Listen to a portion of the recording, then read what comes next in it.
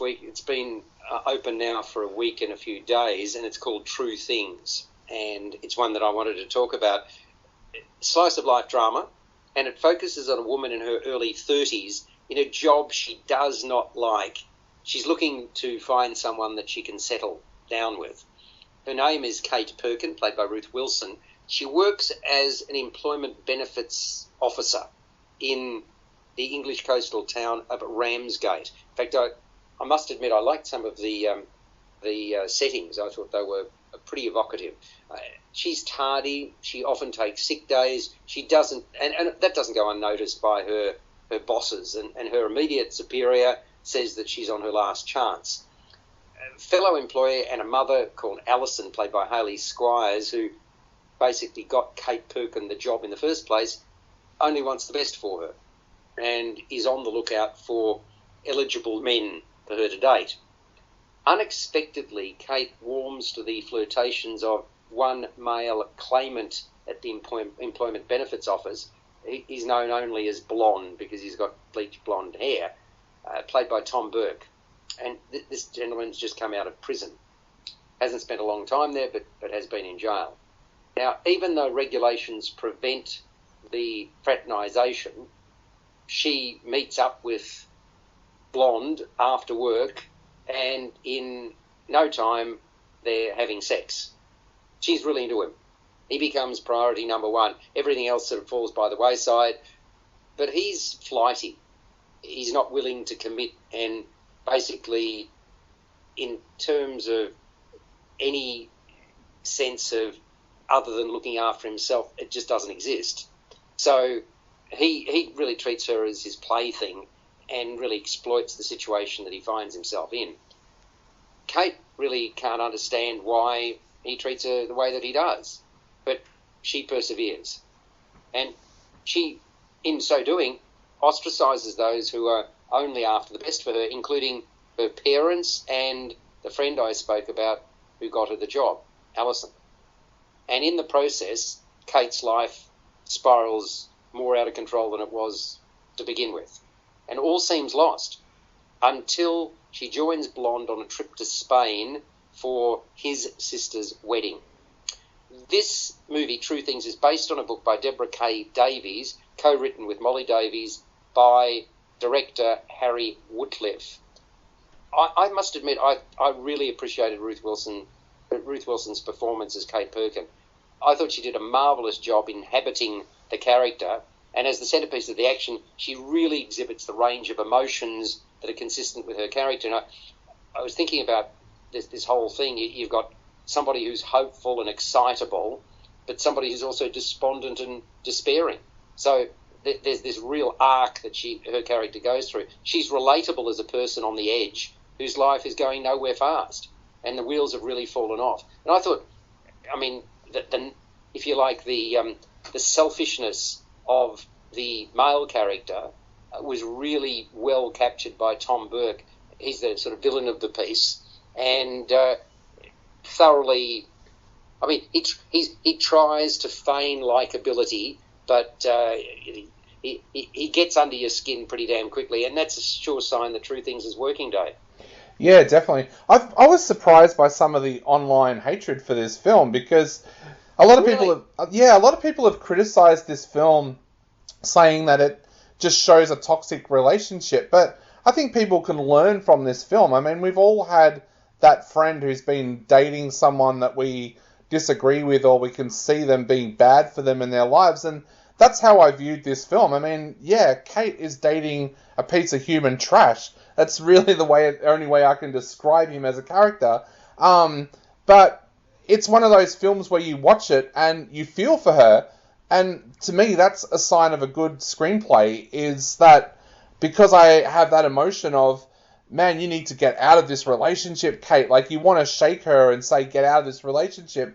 But you also want to see where it's going to end up, because as we know through everyday life, these relationships have a habit of ending really, really badly. So I sat there the entire time just wanting to see where this relationship was going to end up. But I thought Tom Burke was absolutely fantastic in this film. And this is an actor who's done a lot of comedy in the past. So this was a real turnaround for him, and I found it a really interesting film that I quite enjoyed watching. Well, it's funny you talk about it in these terms, because we were just talking about the dad in the movie that we spoke about previously. And again, it's hard.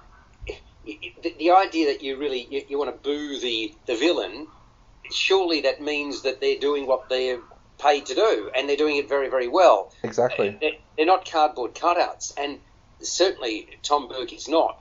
He's somebody who, he's slimy, he's detestable, he's dishonest, all of those characteristics. He managed his body movements, the way he conducts himself. It's a lot more to acting than just delivering lines, and that's what I really appreciated about Tom Burke. But I've got to say that the really heavy lifting was done by Ruth Wilson. She did a wonderful job, didn't she, Peter? Absolutely, she did. I mean, we've seen a number of films which look at male obsession in terms of relationship and psychological intensity from the male point of view. So it's interesting to see this from the female point of view, and to look at her psychological obsession and her dependency on a man who may or may not really be suitable for her at all.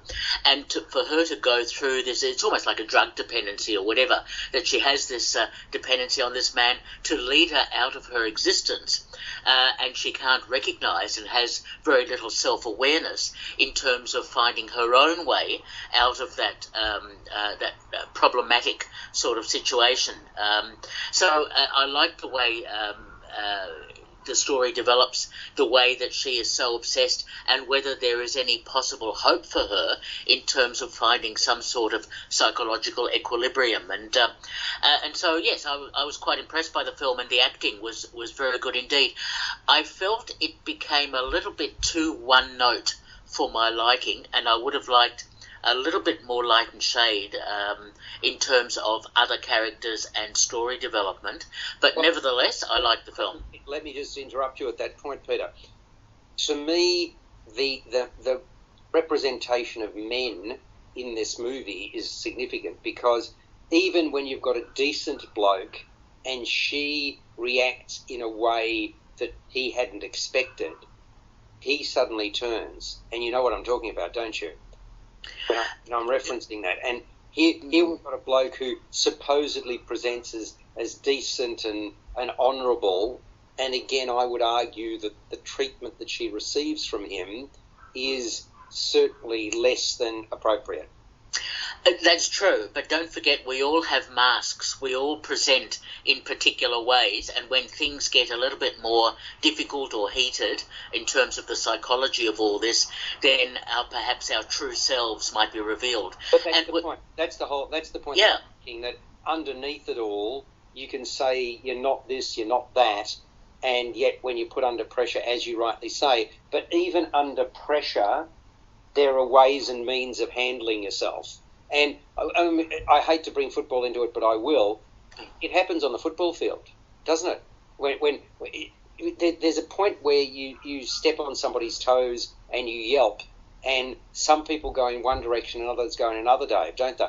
Oh, yeah, definitely. I know the scene that you're talking about as well, but I also saw that also said a lot about Kate as a character, because she's almost become programmed from Blonde of what guys expect, which I think was a bit of a shock to that guy as well. And I know that we all kind of react differently to how we would normally react when we're shocked or scared. I saw that in a sense that he was kind of scared, and it might have been a little bit of a reference to Me Too as well, that he doesn't want to be put into that situation where maybe the next day she might cry foul over what's happened when, because she's drunk at that time as well, without giving too much away. So it's a bit of an awkward situation for him, because I did not view it like that, but I understand why you would. And again, it's good that you can discuss something like this. It says that even though, on the surface of it, here you've got a woman who just, by that age, you would think that she's got life figured out, but she hasn't figured it out at all. And that's what True Things is all about. By the way, the title, where does that come from? There was a line in the movie about True Things, but I just wondered again, we talked about titles last week. Is it an appropriate title for a movie? I wasn't convinced. I thought it was based on the original either story or novel or whatever that was published about it, so maybe that's where it comes from. Where it comes from, but again, whether that it's not something that necessarily draws you in, from a marketing point of view, let's put it that way, and I'm not sure that it really speaks about what we're seeing. Dave, did you struggle with it, or you didn't have a problem with the title? I didn't have a problem with the title. My friend suggested that it could have been called Kate and the Human Slug, because that was how she viewed blondes, so yeah. Yeah, fair enough. Okay, let's get a score from you, Dave. True Thing, MA rated 102 minutes. I'm going to give this one 7.5 out of 10. Mm-hmm. Peter? Yes, I like the film too. The psychological obsession from a woman's perspective, 7 out of 10. And I'm giving it an 8 out of 10. So, yeah, we're again in similar territory for this one.